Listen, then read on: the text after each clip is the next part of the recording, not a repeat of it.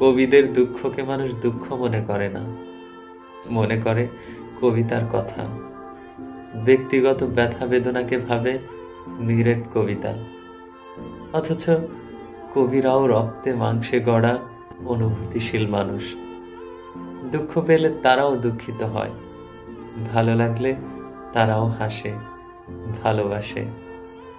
খুব বেশি একা লাগলে, বুকের ভেতরটা ফাঁকা লাগলে, যদি কারো পাশে গিয়ে বসতে চায়, তখন তারা আসন ছেড়ে উঠে চলে যায়। শুধু কবিতার জন্যই যেন সঙ্গ, কবি তার জন্য কেউ নেই। ধান কাটা ক্ষেতের ওপর দিয়ে বয়ে আসা দুপুরের বাতাসের মতো শুধুই নিঃসঙ্গ সময় তার, যেন সব সুর অন্যের জন্য, তার কেবলই নিঃসঙ্গতার সেতার।